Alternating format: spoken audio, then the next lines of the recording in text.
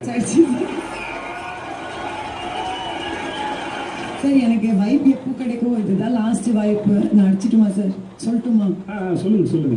Big Boss season 8ல நீங்க தான் ராஜா. நான் எங்கேயும் உங்களை போடல தாஜா. கோடிக்கணக்கில் ரசிகர்ல நான் தான் அவங்களோட முதலில் ரோஜா.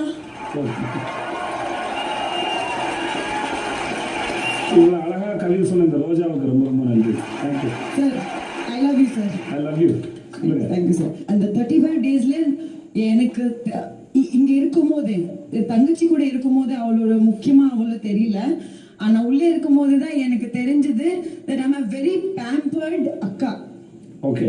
I'm a very pampered அக்கா. என் தங்கச்சி எனக்கு அம்மா மாதிரி பாக்குறான்னா உள்ளேதான் தெரிஞ்சது. ஏன்னா இங்கேயும் போயிட்டு நான் பேம்பர் பண்ணு அப்படி இருந்தேன். வந்த உடனே ஃபர்ஸ்ட் என் தங்கச்சி கூட தான் நான் நிறைய டைம் ஸ்பெண்ட் பண்ணேன் சார். நிறைய பேசினேன்.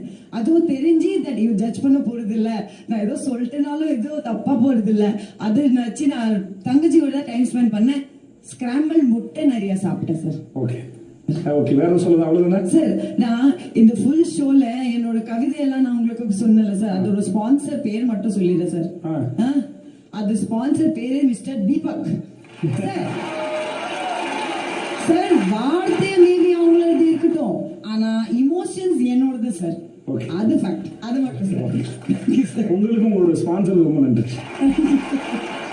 நன்றி சார். மஞ்சரி இங்கிருந்து வெளியே போறவங்க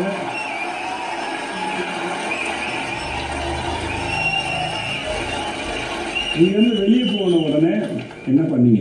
மெட்டீரியலிஸ்டிக்கா இல்லாம நான் வெளியே போனோடனே பண்ண ஒரு விஷயம் எங்க அப்பாவோடனான உறவை புதுப்பிச்சது சார். ஏன்னா இங்க முகம் தெரியாத நிறைய மனிதர்களோட இருந்த வன்மத்தெல்லாம் கடக்கும் பொழுது அப்பா தானே அப்படின்ற மாதிரி அத மன்னிக்கணும் அப்படின்லாம் இல்ல, மறந்துட்டேன்.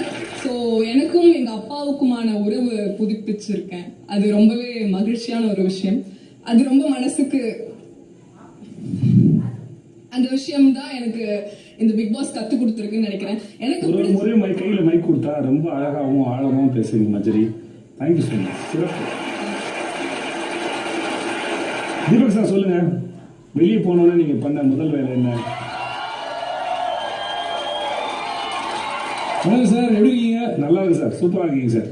சார் நீங்க சொல்லி அனுப்பிச்ச மாதிரி சார், இங்க இருந்து போறவரு சந்தோஷமா குடும்பத்தோட பொங்கலை கொண்டாட போறாரு சொன்னீங்க சார்.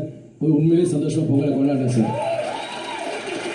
அப்புறம் வீட்டை ரொம்ப மிஸ் பண்றேன் சார். ஸோ அந்த வீட்டில் வாழ்ந்த வாழ்க்கையை ரொம்ப மிஸ் பண்றேன் சார். என் தம்பி ரொம்ப மிஸ் பண்றேன் சார். யார் சார் உங்க தம்பி?